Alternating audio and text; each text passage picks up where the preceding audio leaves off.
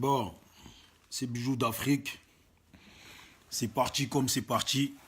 Vous savez toujours comment on envoie ça. Voilà. Cette vidéo, vous voyez le titre. Le titre ne ment pas. Le titre ne tourne pas en rond parce qu'on n'a pas besoin de tourner en rond. En ce qui concerne le pays. Donc, je fais cette vidéo pour faire appel à tous nos parents ivoiriens. C'est le moment de se réveiller. Ce n'est pas le moment de dormir. Moi, je ne suis pas là pour faire des appels comme certains font. Oui, réveillez-vous, allez militer, allez faire ci, allez faire ça. Non. Je fais cette vidéo pour que vous vous réveillez. Pour ceux qui n'ont pas vu la vidéo d'Ahmed Bakayoko, où il annonce que pour 2020, c'est déjà bloqué. Donc, tous ceux qui pensent pouvoir se présenter aux élections de 2020, en gros, c'est pas la peine. Parce que c'est déjà bloqué. Vous voyez? Donc, aujourd'hui, là, dans l'Afrique, là, et dans le monde, on a affaire à un nouveau système de politique et de politiciens. Un nouveau système mené et créé par Alassane Dramane Ouattara et ses bourreaux, non, Alassane Dramane Ouattara et ses rebelles. Les Ahmed Bakayoko, etc., etc. Vous voyez? C'est du jamais vu. Donc, Ahmed Bakayoko, quand on dit que toi, là, tu n'es pas ivoirien, là, tu es en train de nous prouver que tu n'es pas un ivoirien. C'est ce que nous constatons dans ta manière de faire. Tu n'es pas un ivoirien, Ahmed Bakayoko. Toi, aujourd'hui, vous avez milité hier, exemple, avec Soro Guillaume. Aujourd'hui, vous en voulez à mort à Soro Guillaume. Mais ça, c'est vos problèmes. C'est le problème, c'est vos assiettes entre vous qui ne nous regardent pas, à nous les autres Ivoiriens. Vous savez, vous prévoyez la guerre pour massacrer les Ivoiriens. Nous, les Ivoiriens, nous prévoyons juste pour la façon de reprendre notre pays en main. Parce que les gens comme vous, avec la politique que vous voulez nous ramener, nous imposer votre politique là. Tchokona Tchaka, vous n'allez pas rester définitivement au pouvoir de la Côte d'Ivoire. Vous n'allez pas contrôler définitivement le pays qu'on appelle la Côte d'Ivoire. N'oubliez pas, il y a des enfants de la Côte d'Ivoire qui ne sont pas morts, qui en ont gros sur le cœur. Qui en ont gros sur le cœur parce que ce que vous voulez ramener dans notre pays là, il est inconcevable, il est inacceptable que les Ivoiriens, les Ivoiriennes acceptent votre façon de faire et marchent sur votre trace. S'il y a des jeunes qui sont bêtes, s'il y a des jeunes que vous avez pris au Burkina Faso, à droite, à gauche, parce qu'on est au courant de ce qui se passe, de ce que vous êtes en train de préparer en recrutant des petits Libériens, en recrutant des petits de Sierra Leone, pour essayer de venir faire la guerre et créer encore un nouveau massacre en Côte d'Ivoire. Vous recrutez les Libériens, pourquoi? Parce que George Weah, depuis qu'il est devenu président, il est avec vous. Hein? Vous êtes toujours les premiers à recruter les Libériens parce que ces gens-là sont habitués à la guerre. Vous êtes là à recruter les Sierra Leonais parce que ces gens-là sont habitués à la guerre. Vous profitez de la pauvreté, de la tristesse, de la souffrance des autres pour venir massacrer les Ivoiriens. Donc c'est ça là. Vous êtes venus, c'est les contrats que vous avez signés avec les Européens pour qu'ils vous laissent tranquilles, pour massacrer les Ivoiriens. C'est ça vos contrats. C'est ça ce que vous avez décidé. C'est ce que vous êtes venus, votre émergence que vous êtes venus proposer à nos parents Djoula, à nos parents ivoiriens, à nos mamans, à nos frères et sœurs. C'était ça que vous étiez venus, c'était ça que vous avez alors proposé. C'était ce massacre prévu que vous avez alors proposé. Pourquoi ce que vous avez fait là? Les Ivoiriens que vous avez tués, ça ne vous suffit pas. Vous voyez? Quand j'appelais à mes frères que les RDR ne feront jamais la paix. Les RDR n'iront jamais vers la paix. Ils étaient là, je faisais des vidéos.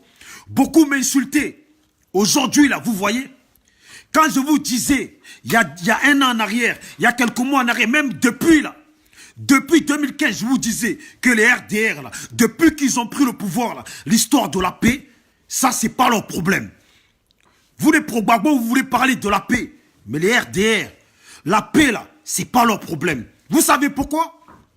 Parce qu'ils sont conscients plus que vous de ce qu'ils ont fait au pays. Parce qu'ils sont conscients plus que vous du nombre de massacres et de victimes qu'ils ont laissés à terre en Côte d'Ivoire. Parce qu'ils sont conscients, plus que nous tous, de ce qu'ils ont fait à Douekoué. Et il n'y a pas qu'à Douekoué. De ce qu'ils ont fait à Bobo, de ce qu'ils ont fait à Yopougon, de ce qu'ils ont fait dans tout Abidjan et dans toute la Côte d'Ivoire. Même le massacre qu'ils ont fait sur les Baoulés, même si les Baoulés ne disent rien, même s'ils les ont soutenus hier. Mais le massacre qu'ils ont fait sur les Baoulés, là, eux-mêmes, ils le savent. Vous avez compris? Vous voulez vous forcer, vous obliger à aller à la paix avec des gens qui n'en veulent pas de la paix. Vous voyez, hier, on avait le frère Amiral Blindé et ses collègues qui parlaient de la paix à un moment donné. Aujourd'hui, j'ai vu la vidéo d'Amiral Blindé qui dit que les gens du RDR là n'en veulent pas de la paix, ne veulent pas de la paix, ne veulent pas faire la paix. Vous voyez? Et c'est ça qui est la vérité. Même eux, à l'heure actuelle, ils ont compris que la paix là, dont on parle beaucoup là, c'est pas avec le pouvoir qu'il y a en place en Côte d'Ivoire là. Vous voyez donc l'excuse n'est même pas l'histoire de Gbagbo. Parce que eux là, le pouvoir, comment, peu importe lui qui va venir là, eux ils ne veulent pas perdre le pouvoir. Ils veulent garder le pouvoir en main. Basta. Ça veut dire même si Gbagbo sortait hier et signait même des papiers en disant que oui, je veux qu'on aille tous à la paix là. Eux là, la paix là, ils n'en veulent pas de la paix. Parce que pour eux, la paix veut dire négocier le pouvoir. Parce que pour eux, la paix veut dire d'accepter que le pouvoir puisse changer de main. Et ça, là, ils ne sont pas prêts pour ça. Pour que le pouvoir change de main, là, ils ne sont pas prêts pour ça. Vous voyez? Et c'est ça le plus important, c'est ce qu'il faut comprendre. Ivoiriens, appelons à nos parents, à nos familles qui sont au pays, tous les Ivoiriens, qu'ils comprennent que pour 2020, là, le RDR a prévu plus que le massacre. Le RDR a prévu plus que la mort. Le RDR a prévu plus que l'assassinat. Le massacre des Ivoiriens. Un gros bain de sang, ça veut dire que ce qu'ils ont fait, ce qu'ils ont fait en 2002, ce qu'ils ont fait en 2010, en vrai, ce n'était que de la plaisanterie. Maintenant qu'ils ont le pouvoir en main, ce qu'ils prévoient, ils sont les Ivoiriens. Nous là, nous dormons. Nous dormons, nous nous réveillons, mais nous ne sommes pas conscients de ce qui se prépare autour. Parce que beaucoup sont braqués sur Gbagbo. Vous voyez, pendant que les pro-Gbagbo sont là en train de se disputer, le pouvoir en train de se disputer le trône de qui est le meilleur défendeur de Gbagbo. Ah, nous, notre groupe, on a défendu mieux Gbagbo. Ah, nous, notre groupe, on défend mieux Gbagbo. Pendant que vous êtes dedans, pendant que vous êtes là, à vous mougou entre vous. Vous voyez les RDR que vous trouviez bêtes avant là. Eh bien, eux, ils prennent de l'avance. Ça veut dire pendant que vous êtes concentrés à fond sur Gbagbo là. Eux là. Ça veut dire, si je comprends bien, pour que Ahmed Bakayoko puisse être sûr de lui et puisse s'exprimer comme ça aux yeux du monde entier, sans stress, ça veut dire que lui là, il sait sur quoi il compte. Mais cela, cette chose sur quoi il compte là, nous l'ignorons. Pourquoi? Parce qu'on a passé notre temps à nous concentrer sur Gbagbo. On a passé notre temps à nous concentrer sur Blé Goudé. Je ne dis pas qu'il ne faut pas se concentrer sur Gbagbo. Bien sûr qu'il faut se concentrer. Mais il faut garder l'œil aussi sur le pays. Ceux qui sont au pays là, les pro-Gbagbo, les mecs du FPI là, vous êtes là, autour de Simone Gbagbo. Mais Simone Gbagbo, elle est sortie. Vous, à la base, vous devez renseigner les Ivoiriens sur ce qui se prépare. Même si vous-même, là, les cadres du FPI, qui représentez les nombres d'Ivoiriens, si vous-même, vous ignorez qu'il y a des choses qui se préparent derrière votre dos, au pays, pour encore le massacre des Ivoiriens. Parce qu'aujourd'hui, vous, les cadres du FPI, beaucoup d'entre vous, vous êtes encore vivants, vous êtes là. Mais ce que le RDR prépare pour le futur, là, peut-être que dans ce futur-là, si vous avez fermé les yeux, si vous n'avez pas ouvert les yeux sur ce qui se passe au pays, là, le futur, là, il va vous coûter très cher. Vous avez échappé une fois à la mort. Vous avez échappé plusieurs fois à la mort. Mais cette fois-ci, là, c'est qu'il prépare. Vous n'êtes pas prêts à y échapper. Et beaucoup d'Ivoiriens ne sont pas prêts à y échapper. Et que Dieu protège nos parents des villages. Parce que nos parents des villages, eux-mêmes là, qui ne calculent même pas la politique, qui ne connaissent rien à la politique, qui ne s'intéressent pas à la politique, à part qu'on les informe. Oui, bon, ils ont dit que Gbagbo allait sortir et ils sont juste contents d'entendre cette nouvelle. Eux là, demain à demain là, c'est sur eux que tout ça, ça va retomber. C'est sur eux que tout ça, ça va retomber. C'est eux qui vont être massacrés dans les villages. Pourquoi Ahmed Bakayoko parle comme ça? Réfléchissons un peu. Posons-nous et réfléchissons un peu.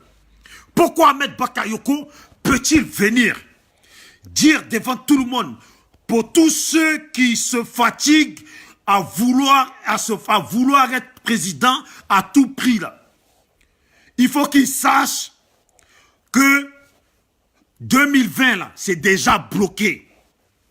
2020 là, c'est déjà bloqué. Ça veut dire quoi, mes parents ivoiriens? Vous qui suivez ma vidéo, vous comprenez quoi dedans? On n'est même pas encore peut-être à 3 mois de 2020.